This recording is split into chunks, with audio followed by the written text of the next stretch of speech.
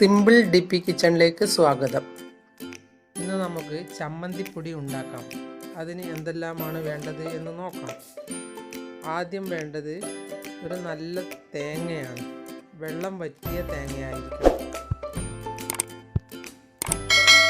കൊപ്രയാകരുത്, വെള്ളം വറ്റിയിരിക്കണം എന്ന് മാത്രമേ ഉള്ളൂ. ഇനി ഇത് മിക്സിയുടെ ജാറിലിട്ട് ഒന്ന് പൊടിച്ചെടുക്കാം.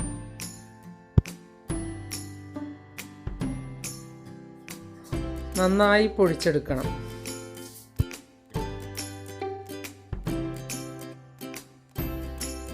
കൊപ്രയാവരുത് എന്ന് പറയുന്നത് കൊപ്രയുടെ സ്വാദായിരിക്കും അതിന് ഉണ്ടാവുക. അതുകൊണ്ടാണ് കൊപ്രയാവരുത് എന്ന്.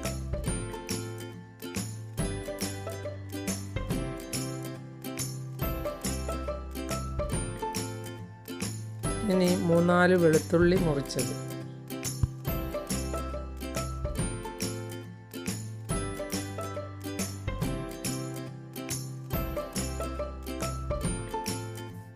അത് കൊപ്ര പൊടിക്കുമ്പോൾ അതിൻ്റെ കൂടെ തന്നെ ഇടണം.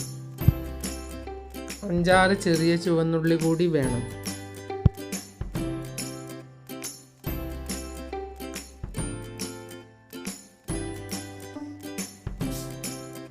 ഇവയെല്ലാം ഒന്നിച്ചിട്ടാണ് പൊടിച്ചെടുക്കേണ്ടത്.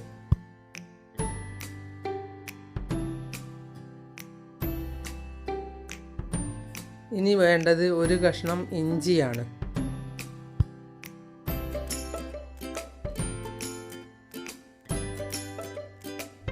എല്ലാം ഒന്നിച്ചിട്ട് പൊടിച്ചെടുക്കുന്നത് വറുത്തെടുക്കുമ്പോൾ ഒരുപോലെ കിട്ടാൻ വേണ്ടിയാണ്.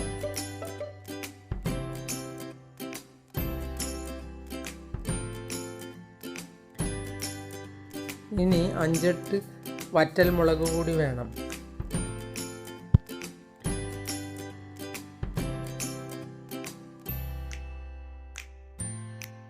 ഇവയെല്ലാം വേറെ വേറെ വറുത്തും മിക്സിയിലിട്ട് പൊടിച്ചെടുക്കാവുന്നതാണ്.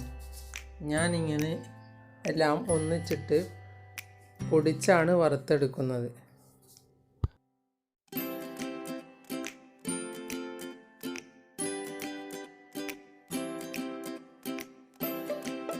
പൊടിച്ചെടുത്താൽ ഇതുപോലെയാണ് ഉണ്ടാവുക. നല്ലതുപോലെ പൊടിച്ചെടുക്കണം. അതിനുശേഷം എണ്ണ ഒഴിക്കാതെ ഇത് വറുത്തെടുക്കണം.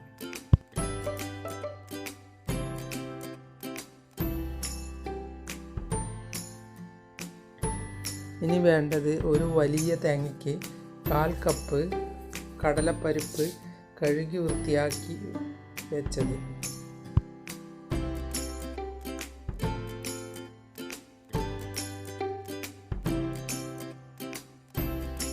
ഇത് നമുക്ക് നല്ലതുപോലെ വറുത്തെടുക്കാം.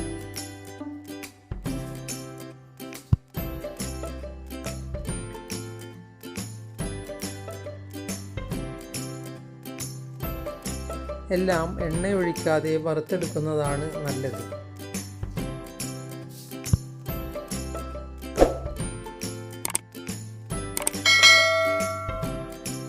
അങ്ങനെയാകുമ്പോൾ ഇത് കുറേ നാൾ കേടുകൂടാതെ സൂക്ഷിച്ചു വെക്കുവാൻ പറ്റും.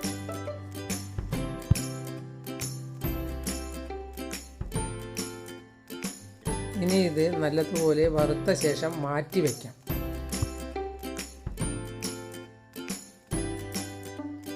ഇനി നേരത്തെ പൊടിച്ചെടുത്ത തേങ്ങ നമുക്ക് ഒരു ഫ്രൈങ് പാനിലിട്ട് നല്ലതുപോലെ വറുത്തെടുക്കാം. അതിലും എണ്ണ ഒഴിക്കരുത്.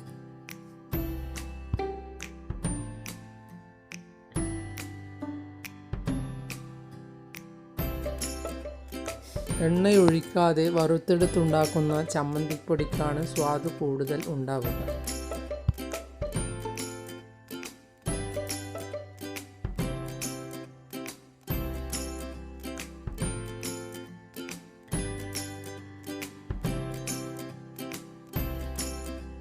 നല്ല ബ്രൗൺ കളർ ആകുന്നതുവരെ വറുത്തെടുക്കണം.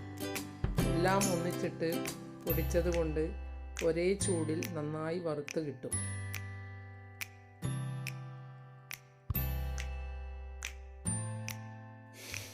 ഇനി ഇതിലേക്ക് 1 ടീസ്പൂൺ ഉപ്പും 1 നെല്ലിക്ക വലിപ്പത്തിൽ പുളിയും ഇട്ട് ഇതിൻ്റെ കൂടെ തന്നെ വറുത്തെടുക്കാം.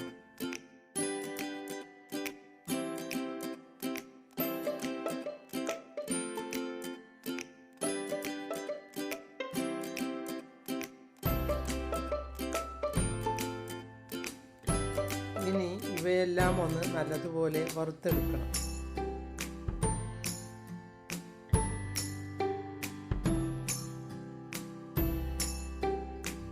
ഇങ്ങനെ ഒന്നിച്ചിട്ട് വറുത്തെടുക്കുന്നത് കുറേ നാൾ കേടുകൂടാതെ ഇരിക്കുവാൻ വേണ്ടിയാണ്.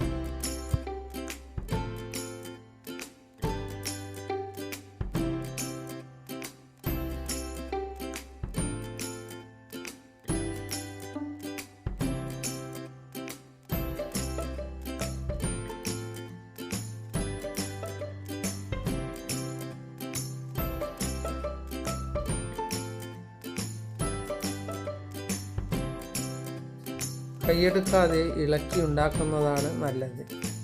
അടിയിൽ പിടിച്ചാൽ ഇതിൻ്റെ സ്വാദ് തനിയെ മാറും.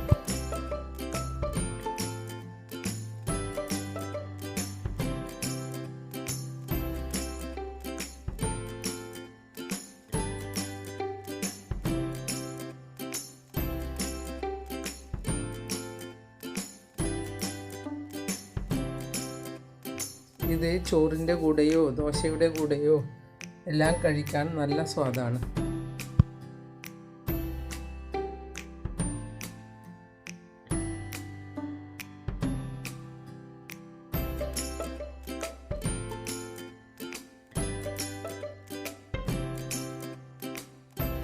ഇത് നല്ലതുപോലെ ബ്രൗണായി എന്ന് തോന്നിയാൽ ഇതിലേക്ക് 2 നുള്ളി കായത്തിൻ്റെ പൊടി ഇട്ട് കൊടുക്കാം.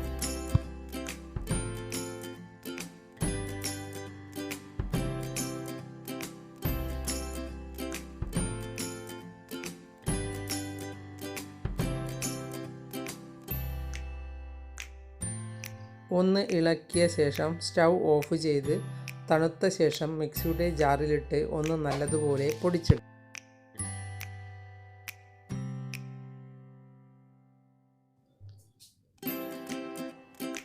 നല്ലതുപോലെ പൊടിച്ചെടുക്കണം.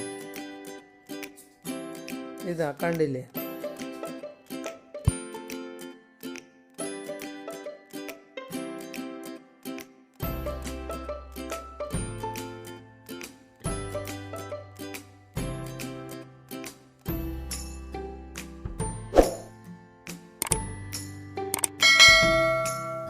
ഇങ്ങനെ പൊടിച്ചെടുത്ത് ആർക്ക് വേണമെങ്കിലും കൊടുത്തയക്കാം.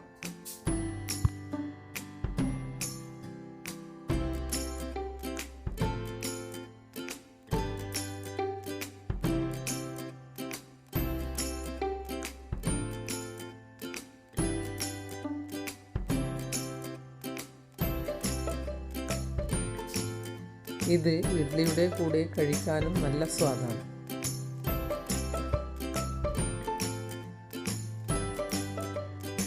ഇനി ഇതിലേക്ക് നേരത്തെ വറുത്തു മാറ്റി വെച്ച കടല ഇട്ട് കൊടുക്കാം. കടല വറുത്തെടുക്കുമ്പോൾ 1/4 ടീസ്പൂൺ എള്ളെണ്ണ ഒഴിച്ചിട്ടുണ്ട്.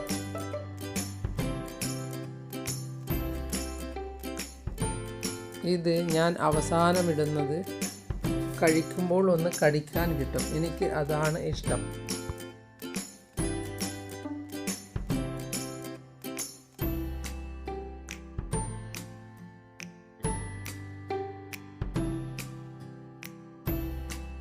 ഇത് നല്ലതുപോലെ പൊടിക്കരുത്.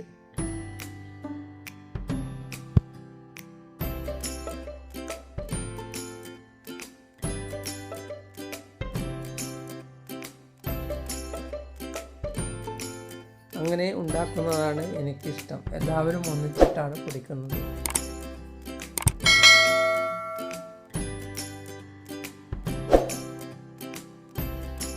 ഇങ്ങനെ ഉണ്ടാക്കി കുപ്പിയിൽ അടച്ചു വെച്ച് നോക്കൂ.